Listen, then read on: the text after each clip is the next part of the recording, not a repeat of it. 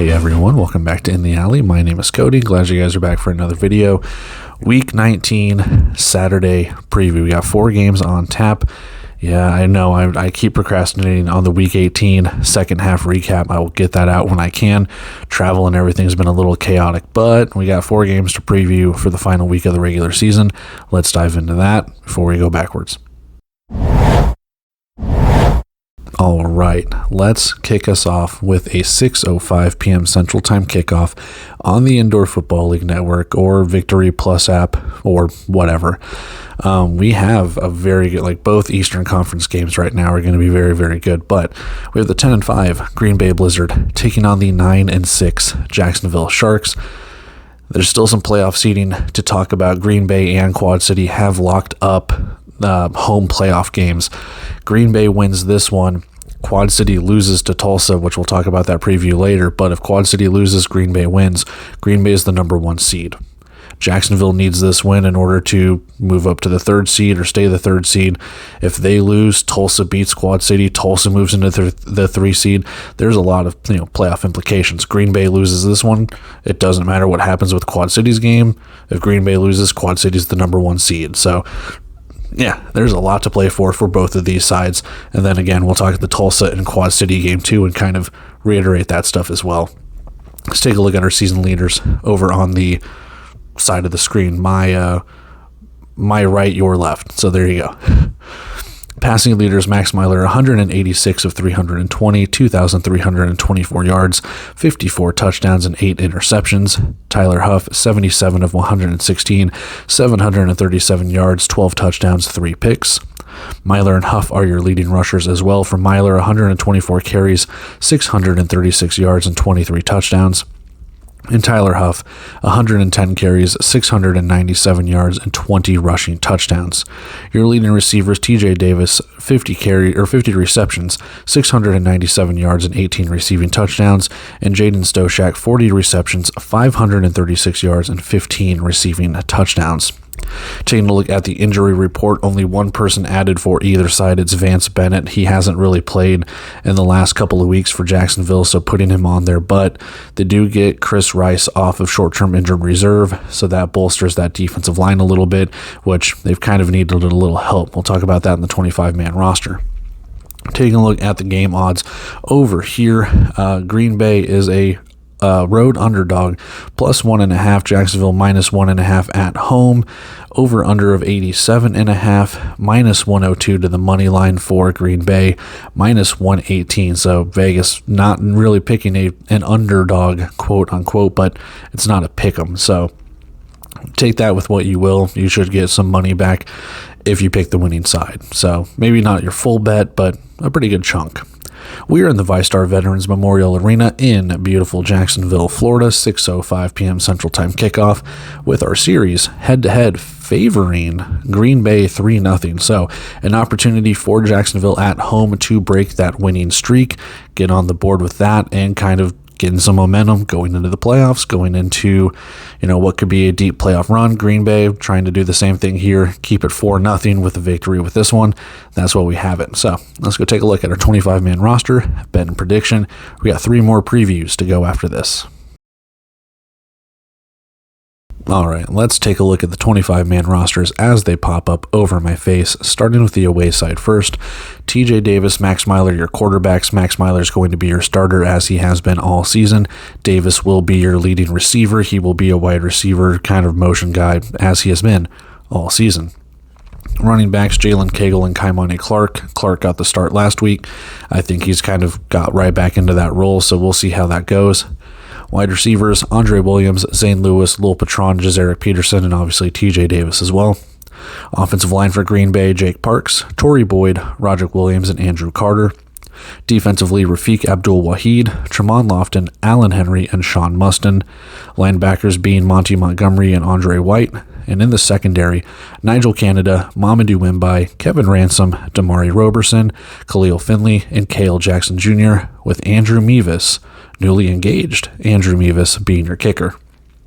Over to the Jacksonville side of things, Tyler Huff and Blaine Espinoza being your quarterbacks, running backs Larry McCammon and Demontre Tuggle, wide receivers Karan Ashley, Jaden Stoshak, Marcus Rogers, Khalil McLean, but McLean doesn't have a number, so I don't think he will suit up. Offensive linemen Bryson Broadway, Leon Brown, Dominic Jackson, Kenny Furman, and familiar face Philosha Russell. I didn't check to see if he has a number on the Jacksonville website, and with McLean as well. So they could, but maybe they will, maybe they won't. Defensively, Brandon Munoz, Kyvon Bennett, Chris Rice, and Giamonte Peck. Linebacker Hayden Hatcher, and in the secondary for the Sharks, Jay Davis, Tyrese Ross, Richie Coffey, John Huggins, Malik Jones, and Lacaria Pleasant Johnson, with your kicker being Dylan Barnes. That is your 25-man roster for the Green Bay Blizzard. That is your 25-man roster for the Jacksonville Sharks. With that, let's go take a look with our bet and our prediction, kind of gather a little bit more information. We move on. All right. Bet and prediction time for this one. I'm going to go minus 102 in favor of Green Bay on the road. I don't know. I don't know. On the one hand, anytime I've really picked Jacksonville for anything, they kind of fall short or I don't win the bet. So, it'll be something along those lines. Also, I am a petty Quad City fan. So if I pick Green Bay and they lose, maybe that's just my, Cody curse or whatever. But that means Quad City locks up the number 1 seed, which I'll be happy with. Now, Green Bay does win, then you still have hopefully the caveat of Quad City winning their game and all of that stuff. So why not try and stir up some devil magic too? If it works for Kevin Guy, hopefully it can work for me. But minus 102, and in all honesty, I do think Green Bay can win this game. Jacksonville at home still has been really, really tough, but they have been vulnerable at times. We'll see what happens. Yes, getting Chris Rice back on that defensive line can really bolster that stuff. They've been playing, I think it's Dominic Jackson. They've been playing him on the defensive line for the last couple of games as a starter. Or is it Leon Brown? I think it's Dominic Jackson. Anyway, one of those guys has been on the defensive line, and the name is escaping me. It's one of those two. But anyway, one of them has been playing defensive line for like the last 2 or 3 games, starting there, and it's really kind of opened up their offensive line a little bit. Not to say their offensive line is bad, but you'd much rather have him at the offensive line position than the defensive line position. So getting Rice back there should help out that defensive line. For Green Bay, we know what they are capable of. We know what their offense is capable of. They can score points. They can score points in droves. Their offense can just kind of get it going, and they don't need a lot of possession to do it. Last week, they didn't really need too much possession, and they made it count on every single one. Jacksonville is going to run the ball. Tyler Huff will use his legs. We know how that's going to go. Can Jacksonville get the passing game going? I don't believe Jaden Stoshak had a single reception in the game last week, and I'm pretty sure he played. So you got to get him involved in the game. You got to get that passing game really involved, and you really have to be well-rounded. Playoffs are here. You need to make sure that you are firing on all cylinders. Same thing goes for Green Bay as well, but they kind of are more than Jacksonville. Jacksonville's kind of sputtered a little bit, so I'm kind of using that as, hey, you got to wake up. Otherwise, you're going to be out in the first round. We'll see how it goes. But minus 102, my prediction for this one, 51-47 is close. Am I shocked if Jacksonville wins? No. They're at home. They are favored. There's a reason why Vegas, the casino, it's not the team. There's a reason why Vegas is picking them as the favorite. There's an opportunity for them to win this game, not Green Bay down, Quad City clinches, and then you move up to the 3rd seed. There's an opportunity for a replay between these two next week. So if so facto, it would be in Green Bay, but there could be a little bit of a revenge factor of, hey, we beat you here, now we're going to go try and beat you at your own home turf, things along like that. We'll just kind of see how it goes from there. Now, with that, like I said, it's just going to be, can you stop Max Myler and company? They have a lot of firepower. We know that Jacksonville does to an extent too, but this is the reason I'm kind of leaning more towards Green Bay. It's no reason I don't think Jacksonville can't win. They easily can, but I think Green Bay is just a little bit better. Vegas is disagreeing, but that's why we play the game. So 51-47, Green Bay takes the victory, minus 102 for the money line bet. Let's go take a look at our second preview. We got 3 more after our second one. So we got 3 left to do. Let's go take a look at one of them. All right, preview number 2. We have a 6:05 p.m. Central Time kickoff on the Indoor Football League Network, or if they're going to stream this for free somewhere else, we have the 2-13 Northern Arizona Wranglers taking on the 4-11 San Antonio Gunslingers. Not a lot to play for either team in this one. Neither team is in a playoff spot. Clearly, both teams are eliminated. This is just a pride game, just like Iowa and Fishers last night. This is no different. This is a straight, like, hey, we want to finish on a high note for Northern Arizona, going 3-13, having almost the same record as San Antonio. San Antonio trying to finish just an abysmal season, man. Everything that kind of went wrong has gone wrong. Turmoil, coach fired, things like that. Just what have you. Northern Arizona, new coach, new players, a lot of rookies and things like that. A lot of growing pains when it comes to that. So we'll see how it goes. But should still be a fun game regardless. Both of these teams just trying to finish strong. Players playing for film. Next contract, next league, who knows? But let's take a look at our season leaders. Ramon Atkins and Joaquin Collazo, your leading passers for both teams. For Ramon Atkins in Northern Arizona, 157 of 258. 1,563 yards, 25 touchdowns, and 7 interceptions. Collazo was 166 of 287, 1,819 yards, 37 touchdowns, and 17 picks. Atkins is your leading rusher for Northern Arizona, 56 carries, 257 yards, 10 touchdowns, and Keyshawn Harper, your leading rusher, 110 carries, 342 yards, and 7 rushing touchdowns. For the receivers, it's Deshaun Stoudemire, 67 catches, 819 yards, and 11 receiving touchdowns, and Nyquan Murray, 58 catches, 794 yards, and 17 receiving touchdowns. Looking at the injury report, there is nothing really to report for either side. Jalen Williams, really, if your name's Jalen, don't go play for San Antonio because 3 of them are on the injury report. But, if your name's not Jalen, then you probably have a good chance of playing. So there you have it. But yeah, nothing really to report for either side here, with Jalen Williams being the last guy just a couple weeks ago. Our game odds over-under of 79.5, so not a lot of points compared to some others in this game. Minus 4.5 for San Antonio at home, so plus 4.5 on the road for Northern Arizona. They are the underdog, plus 160 if you want the upset. Minus 192 for the Gunslingers. We'll see how it goes. We have a 6:05 p.m. Central Time kickoff, as mentioned earlier, at the Freeman Coliseum in San Antonio, Texas, with our series head-to-head actually favoring Northern Arizona. These two teams have not met until this season, week 15 of last year. Northern Arizona getting the victory 74-68. So the final week of the season, these two teams are meeting for the first time. The schedule kind of sucks, man. The schedule really kind of sucks when two Western Conference foes don't meet for the first time until the final week of the season. I don't know. But anyway, I don't make the schedule. I just watch the games. Anyway, let's go take a look at our 25-man roster. Bet and prediction. We'll be halfway through everything.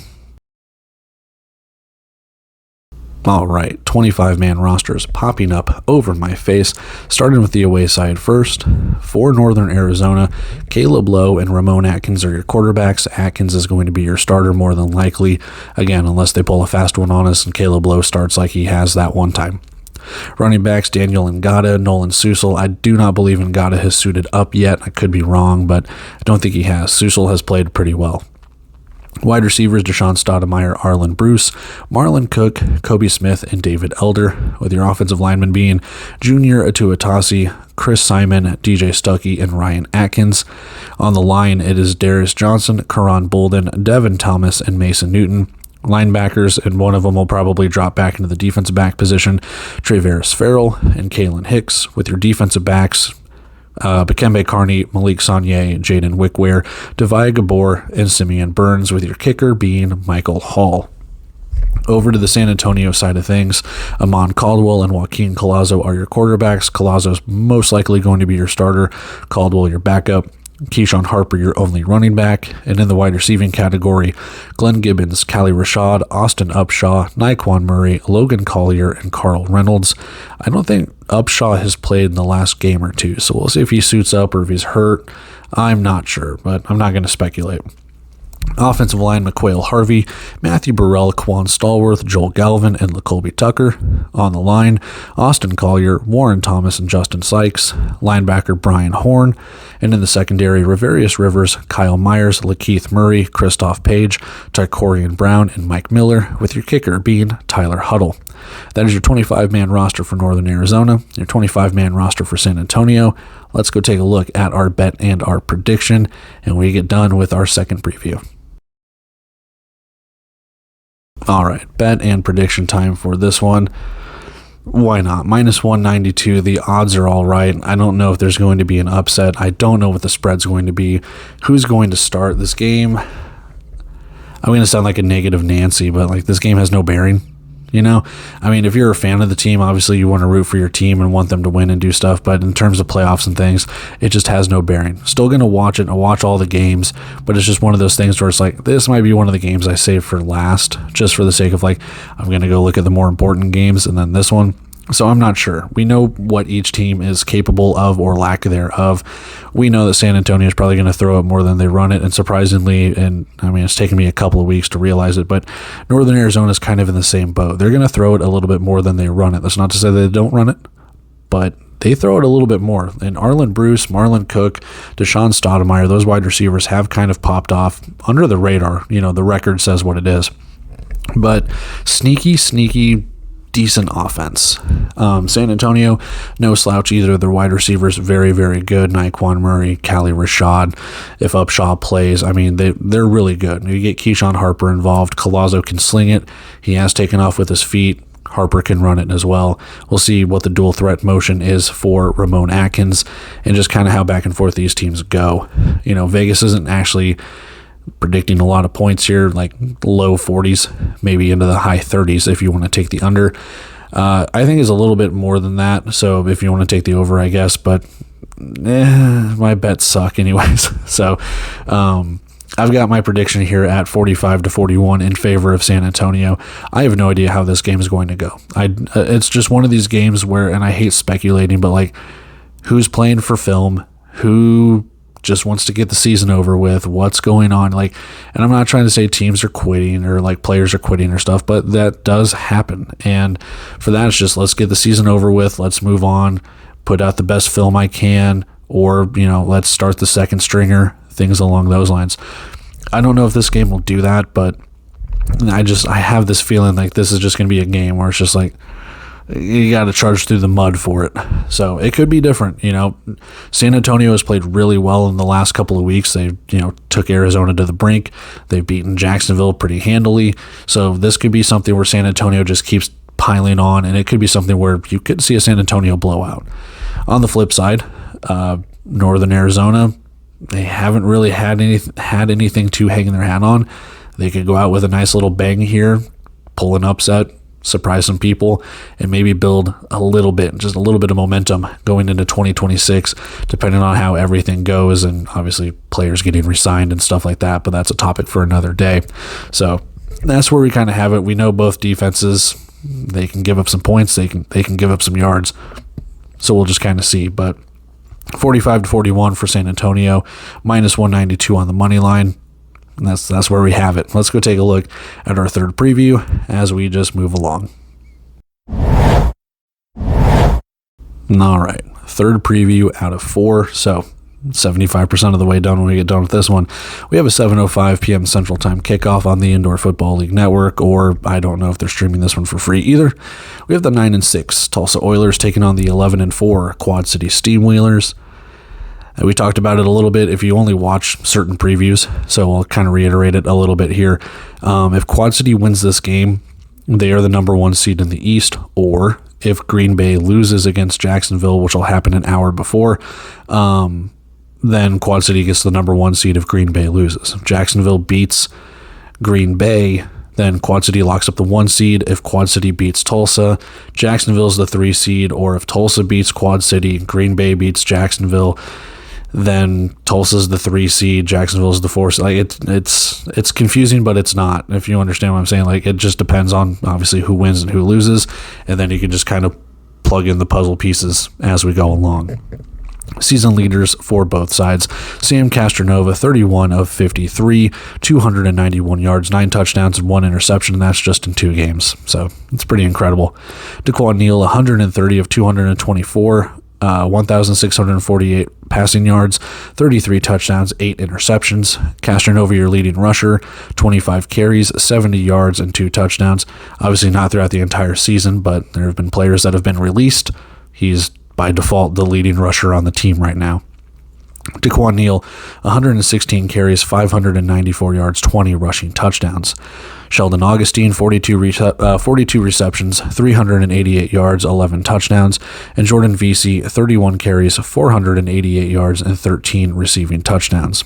Taking a look at the injury report, and Tulsa is just following in Bay Area's footsteps with the amount of injuries that they have. Zach Branner, Dylan Petway, which Petway's played really well in the last couple of weeks. It sucks to see him injured, but Zach Branner, Dylan Petway both put on short-term injured reserve this past week. And then obviously you see all the other guys too on season injured reserve. Cole Blackman on there as well. Nothing really to report for Quad City. No, nothing new besides Arslanian a week or two ago. Game odds over-under of 82.5, plus 4.5 for Tulsa on the road, minus 4.5 for Quad City, and that's kind of a surprising line for me. I figured this game would be a little bit closer, but they're over a field goal for Quad City. Plus 160 for the Oilers on the road, minus 192 for Quad City at home. Speaking of home, we are at Vibrant Arena at The Mark in Moline, Illinois, 7:05 p.m. Central Time kickoff. And our series head-to-head is actually tied at 3. These teams have played each other close for the last, couple of years.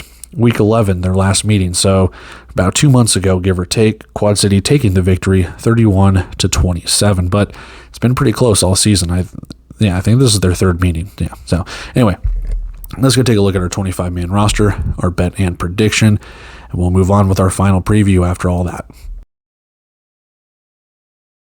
All right, 25-man rosters popping up over my face, starting with the away side first, as we do. Sam Castronova and Carl Robinson being your quarterbacks. Running backs, Jawan Johnson. Jimmy Smith off of season injured reserve, so he will be either the starter or spelling Jawan Johnson, which I got to admit, I didn't see Jawan Johnson from Emporia State, so that's my issue. He's not Midwestern State, so go Hornets, but Pitt State's better. Wide receivers, Max Novak, Jerminic Smith, Sheldon Augustine, and Isaiah Scott.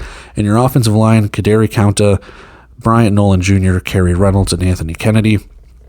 Defensive line, Ulrich Jones, Jacarius Smith, Trey Smalls, Rashawn Williams, with your linebackers being Trey Harvey and Marquez Bembry. With Dylan Petway being hurt, I think Trey Harvey will move back into that linebacker spot, and one of those defensive backs will switch into the defensive backfield. So Taylor Hawkins, Sedarius Doss, Kenshall Pierce, Caleb Lee Hollins, and Roderick Jarrett. I haven't seen Kenshall Pierce in a couple of games, so I don't know if he's hurt or if he's just kind of been usurped by a different player, but we'll see if he suits up or anything like that. Your kicker is Jonah Edwards. Over to the Quad City side, Daquan Neal, Seth Morgan are your quarterbacks, with Jared Ware being your running back. Daquan Neal will be your starter, more likely. Daquan Dudley, Tamarian Terry, Dion McShane, Kevon Rudd, and Jordan Vesey will be your wide receivers. Offensive line is Joel Crowell, Javion Caldwell, Ivory Scott, and Tyrone Chambers. On the line, Kadir Shepard, David Cagle, Keyshawn Moore, Jaquan Ortiz, and Chema Dunga. Brian Lee is your linebacker. And in the secondary, Trey Smith, CJ Parrish, Chris Chukwuemeka, Nicholas Harris, Malik Duncan, Cameron Harrell, with your kicker being Kyle Kaplan. And that is your 25-man roster for Tulsa, your 25-man roster for Quad City. Let's go take a look at our bet and our prediction, and we will move on from there. All right, bet and prediction time. Come on. I drove 5.5 hours from Kansas City up here. I'm picking Quad City, minus 192. I don't know about the spread. I think it's going to be really close. Like I said, I think the line might be a little bit off. I don't know where Tulsa wants to play. What is Tulsa's motivation for this? Obviously they want to get the win. They want double-digit victories for the first time in franchise history. Don't get me wrong with that. But it depends. Do you want to beat Quad City? Have the opportunity to beat them again? You might need some Jacksonville magic or something along those lines in order to have that replay. But there could be an opportunity for you to go prove it if you beat Quad City, Green Bay wins, And then you are, moving on to, well, would it be Quad City again? Anyway, I'm confusing myself with that. I'm not going to bother you all with that stuff. But anyway, what's Tulsa's motivation? I think there's plenty. On the Quad City side, obviously the number one seed on the line, home field advantage throughout the East. This is still a huge game. It's still a huge, huge game. It's not like San Antonio in northern Arizona. There's a lot to play for here. The reason I bring up motivation is you kind of control your destiny on where do you want to play if you beat Quad City. And then it's up to the other teams there as well. That's kind of what I was getting at. I do think this is going to be close. You don't just bring in Sam Castronova to just have a nice season. You bring in Sam Castronova because you want some diamonds on your finger. It's simple as that. The dude already has one this year. So I'm pretty sure he wants another one. Carl Robinson, the backup quarterback, has jewelry as well. So you don't bring those guys in unless you are wanting to make a run at a national championship, and that's exactly what they want to do here. Quad City, though, they do have some championship banners to hang from the Arena Football 2 days, but obviously this is not that. But championship pedigree, whether or not you want to include that, there's a culture of winning with Quad City as well. So if so facto, these guys are going to battle it out. I like what DeQuan Neal has done, the 6 rushing touchdowns he had last week against Iowa. This is not Iowa's defense, but Sam Castronova and company going up against that secondary, that defense. We'll see if that line can pressure Castronova. We'll see how the running game goes. Hassan Rogers has been released. If there is even going to be that much of a rushing game, we don't know. My prediction for this one, a 1-point game, 47-46 in favor of Quad City. Again, come on. I didn't drive all the way up here to root for one of my favorite teams, and I like Tulsa too. But I didn't come up here to root for one of my favorite teams to just sit there and be like, no, I don't want them to win. Of course I'm going to pick them to win. What do you think? Simple as that. It's the most homer thing ever. But 47-46, that's what I have. I think Quad City, they might be able to do just a little bit more. Not shocked one bit if Tulsa wins. That's just how close it's been in the East all season with those top 4 seeds. And yes, there have been some blowouts in between the games between those 4, but a lot of close games as well. So that's where we have it for this one.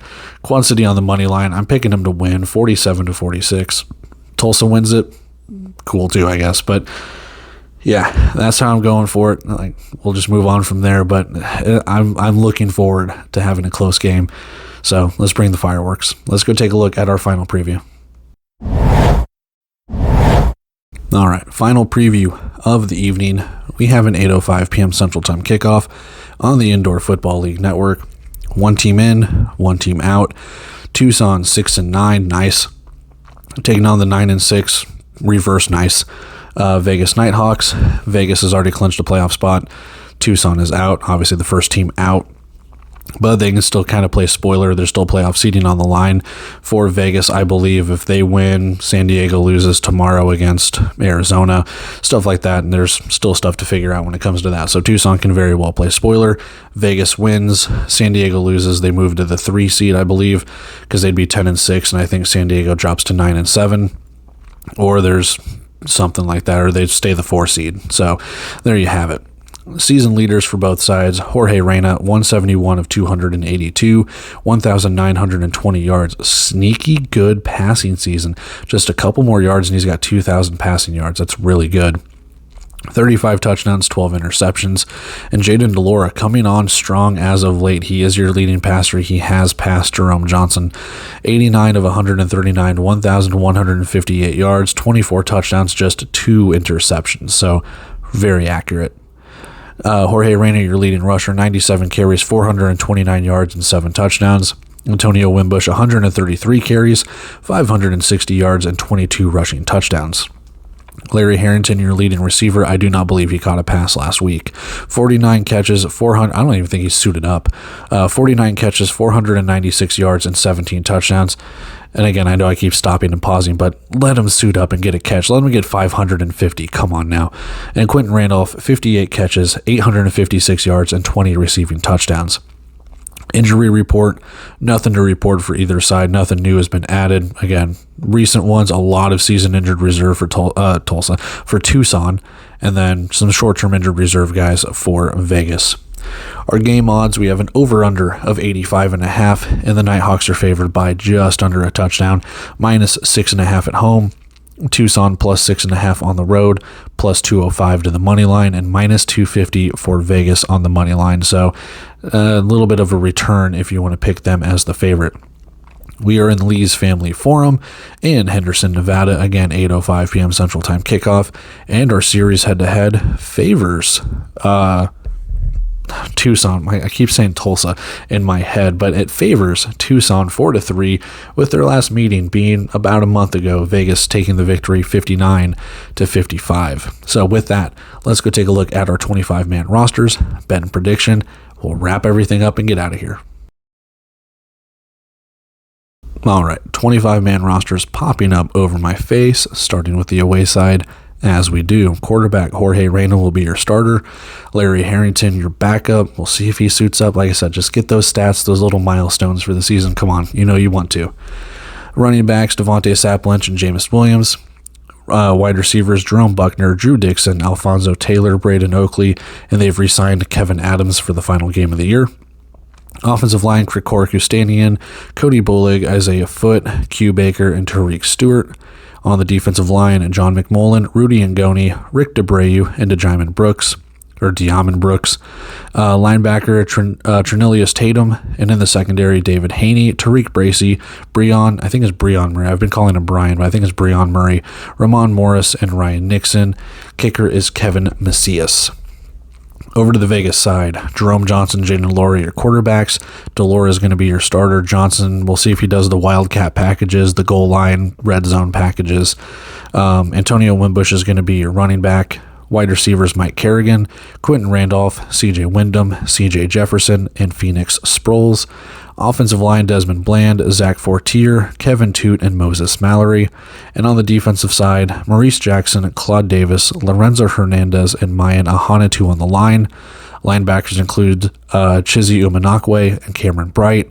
And in the secondary, Bryce Hampton, Trayvon Jones, James Caesar, Rome Weber, Darius Williams, and Elijah Blades, with your kicker being Ben Derby. And that is your 25-man roster for your Tucson Sugar Skulls, your 25-man roster for your Vegas Nighthawks. With that, let's go take a look at our bet and prediction, and we'll get out of here. All right, bet and prediction time for this one. Minus 6.5. I don't really have a gauge on this one. I don't know what Tucson team is going to show up. Vegas, they've already clinched a playoff spot. They won a victory. I don't know if it's kind of like what I talked about with Tulsa and Quad City. You win this game, do you want Arizona to beat San Diego? Do you want San Diego to beat Arizona? It's not like you control your destiny on where you're traveling to. We know Bay Area and Arizona have kind of locked up the home playoff games for the Western Conference, but again, you don't necessarily have a say. You do, but you don't. You need to win this game, obviously. If you lose, then you're the 4 seed, and you're going to Bay Area. If you win, then you need San Diego to lose, and then you can travel to Arizona, I believe, which I guess pick your poison. But yeah, like I said, there's still some things to figure out when it comes to that, but ultimately you're still playing to win. Like I've said in previous previews, the guys on the teams are still playing for game film. They're still playing for playing time to show the coaches that they want to be back on the team, or to show other coaches to be on other teams or in other leagues. There's obviously, these guys go multiple leagues, multiple teams, multiple coaches, all of this other stuff that, again, you're not going to quit. So it's that thing to go out there, play your heart out, play for pride, play for the name on the back of the jersey, play for the name on the front of the jersey, whatever cliches you want to use. I do think Vegas is just a little bit better in this one. There's a reason why they're a touchdown favorite. Tucson has shot themselves in the foot just a little bit too much. And Vegas has an opportunity to get a double-digit a double-digit season for the second year in a row. So I think that's something that they want to play for. Tucson might not make the playoffs, but again, finish strong here, cap off the season with a victory. It's not where you want to be, but maybe it's something that you can build off of and going into 2026 and how that might progress and along those lines. So I think Vegas might be the better team. Jaden Delora is starting to come into his own. We'll see what that can, do when it comes playoff time.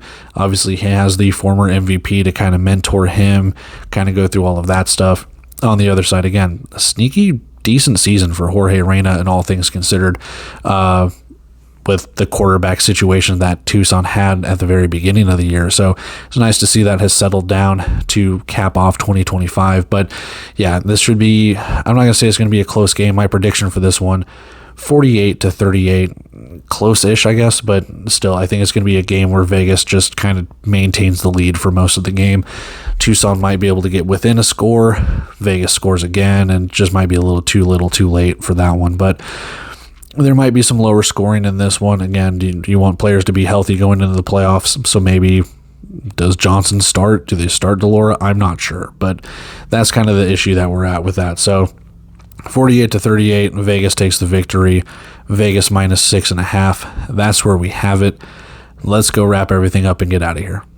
And that is it for our Week 19 Saturday preview. 4 games on the docket. 2 early, 1 medium, 1 late. Well, at least in the Central Time Zone. I could be 4 early if you're in Pacific Time, I guess, or maybe 4 late if you're in Eastern Time Zone. But that's where we have it. I'm going to take off here, guys. Love and appreciate every single one of you. As always, if you feel so inclined to, like, comment, share, subscribe, whatever you guys want to do. If not, cool, whatever. Doesn't bother me one bit. But anyway, I'm going to take off here, guys. I got a lot of editing and stuff to do. It's 1 o'clock in the morning here. So just wanted to get this pumped out. And I know I'll probably get it pumped out like early in the morning, like 6 or 7 in the morning. So you guys have time to watch it, but I'm going to go crash and go from there, and then I'll get this video out as soon as I can. But again, thank you for the patience and everything. It means a lot to me. But yeah, hoping to get that out, the second half of Week 18's recaps and shit like that too. Oops, I cussed. But anyway, with that being said, taking off here, guys. Love and appreciate every single one of you. Until then, see ya.